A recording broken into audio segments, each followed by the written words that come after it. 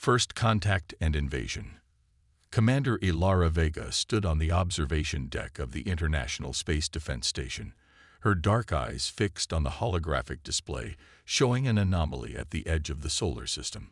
After 15 years in Earth's unified defense forces, she had seen her share of unusual phenomena, but nothing like this.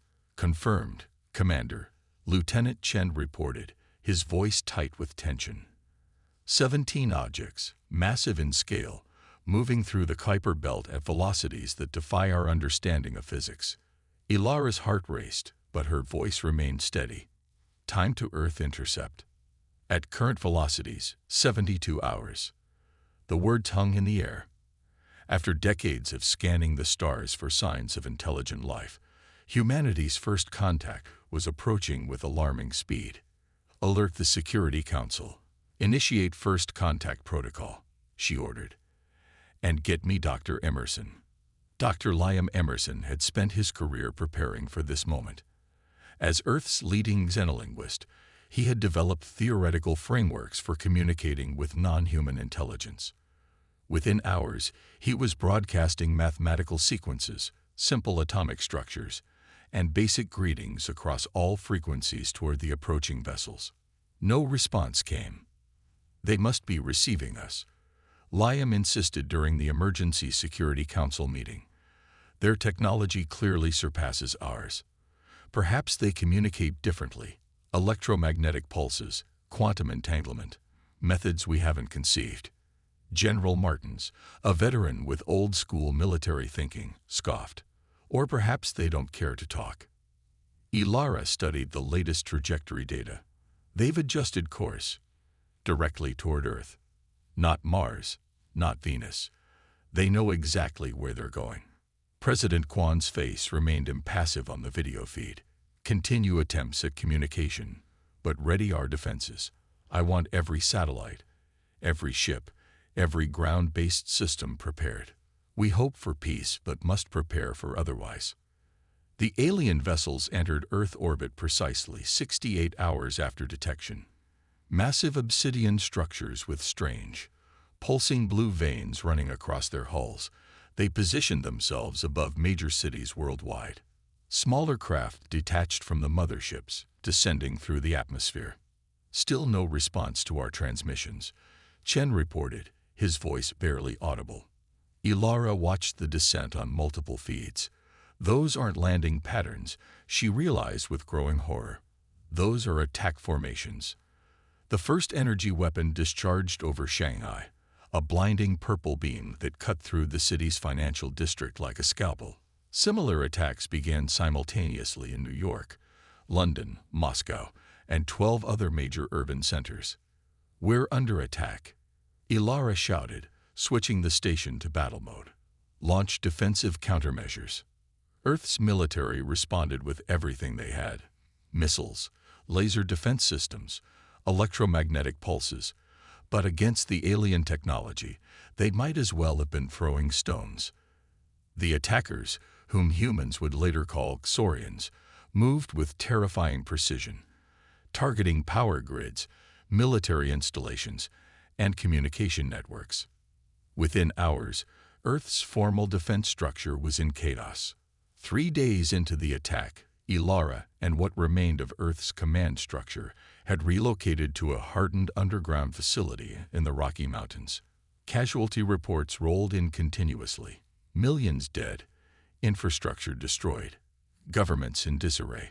They're not trying to annihilate us, Dr. Emerson noted, studying footage of the precise strikes. If they wanted us extinct, they have the capability. They're neutralizing our ability to resist. An occupation force, Ilara concluded. But why? What do they want? The answer came from an unexpected source. Dr. Sophia Patel, a geologist, noticed patterns in the alien landing zones.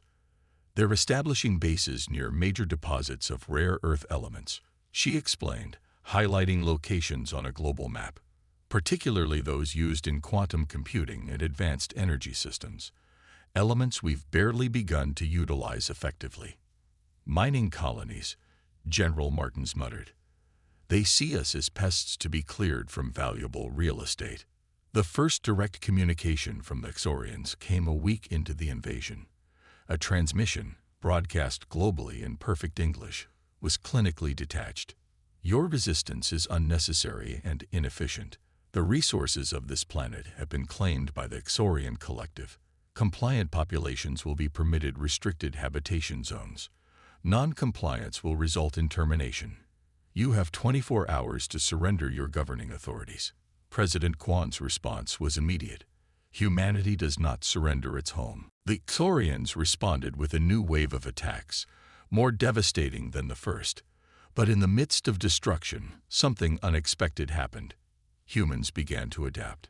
In Boston, MIT researchers analyzing debris from a downed Xorian scout ship discovered principles behind their energy shields.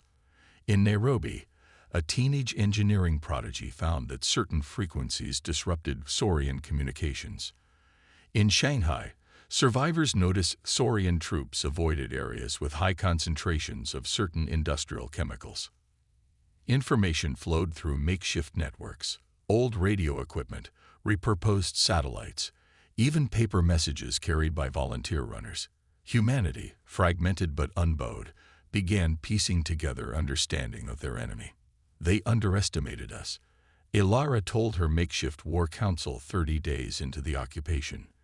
They expected us to break, to surrender. They don't understand human nature. Dr. Emerson had been analyzing Xorian communication patterns. Their language structure suggests a hive-like social organization. Perfect consensus, no dissent. They literally cannot comprehend why we continue fighting when victory seems impossible.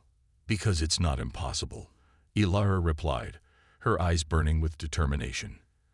We've discovered they breathe a methane-heavy atmosphere. Those aren't just combat suits, they're environmental suits. Earth's air is toxic to them. General Martins leaned forward. A weakness we can exploit.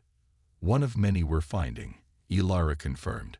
Their technology is advanced, but rigid. They don't adapt quickly because they've never needed to. Their empire expanded by conquering less advanced species who couldn't resist. But humans, Dr. Patel added with a grim smile, have spent our entire evolutionary history adapting to survive. Over the next months, resistance cells formed worldwide. Captured Xorian technology was studied, replicated, and improved upon with human ingenuity. The Xorians, expecting a quick subjugation, found themselves facing the species that grew stronger under pressure.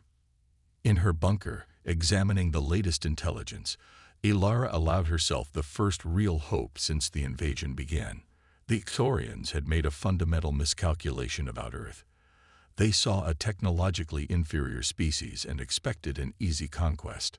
What they failed to understand was that humans had evolved on a planet that tried to kill them every day, through predators, diseases, natural disasters, and their own tribal conflicts. Each crisis had forged them, teaching them to adapt, to innovate, to overcome. Humans weren't just fighting for resources, they were fighting for their home, their families, their very existence. And that made all the difference. As Ilara studied a captured Xorian environmental suit, she smiled grimly. You should have done your homework, she whispered to the absent invaders. You picked the wrong planet to invade. The aliens' greatest mistake wasn't attacking Earth. It was underestimating the species that called it home. And they were about to learn exactly how costly that mistake would be. Adaptation and counterattack. 6 months into the Xorian occupation, Earth was unrecognizable, but far from defeated. Major cities lay in ruins, governments operated from hidden bunkers, and millions of civilians lived under alien control. Yet beneath the surface, humanity was transforming. Commander Ilara Vega no longer commanded an official military. Instead, she led the Global Resistance Network, a decentralized force of soldiers, scientists, and civilians united by a single purpose: reclaiming their world. Status report, she requested, entering the underground command center carved into the Andes Mountains. Dr. Emerson looked up from his workstation, exhaustion etched on his face, but eyes bright with excitement. Breakthrough on the communication front. We've decrypted their tactical frequencies. We can listen in on their battle plans. And better yet, added Dr. Patel, we can jam them. The Pittsburgh cell successfully disabled a Xorian patrol by broadcasting on overlapping frequencies. General Martins, now sporting a ragged beard and a prosthetic arm, a souvenir from a close encounter with Xorian patrol, pointed to a global map dotted with red markers. Hit-and-run attacks increased 40% this month. We're bleeding them, Ilara. The Resistance had learned quickly that conventional warfare against superior technology was suicide. Instead, they fought asymmetrically, striking vulnerable targets, capturing technology, and disappearing before retaliation could arrive. What about Project Phoenix? Ilara asked, referring to their most ambitious initiative. A new voice answered, Professor Ibrahim Khan, formerly Earth's leading microbiologist, now the architect of humanity's biological countermeasures, ready for field testing.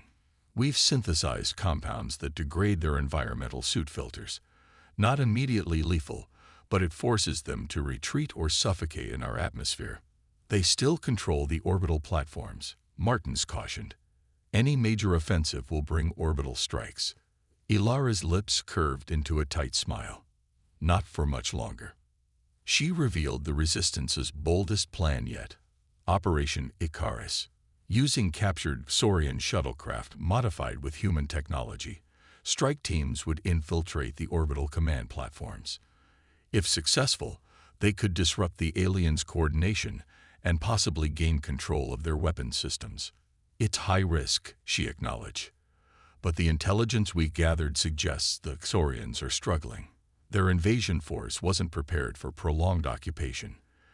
They expected us to submit, not resist. Dr. Emerson's linguistic analysis had revealed a crucial insight. The Xorians had never encountered a species like humans before.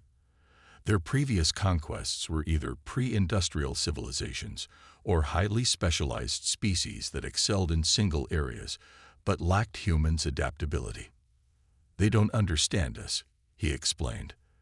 Their reports to their homeworld show confusion. They can't comprehend how primitives keep developing countermeasures to their technology.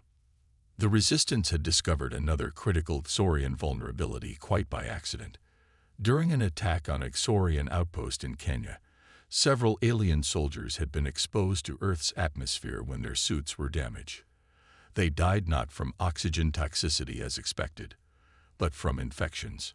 Earth's bacteria, harmless to humans after millions of years of coevolution, were devastating to Xorian biology.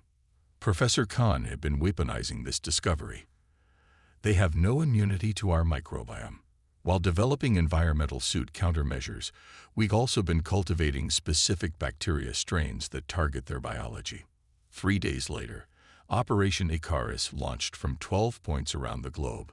Ilara led one of the teams, piloting a modified Xorian shuttle toward the main command platform over what had once been Geneva. Remember, she told her strike team, our primary objective is the communication hub. Secondary is weapons control. If we can't secure either, we plant the disruptors and extract. The infiltration began with surprising ease. The Xorians, confident in their technological superiority, had grown complacent about security. Using captured identification codes, the human teams docked without raising alarms. The fighting inside was brutal and close quarters.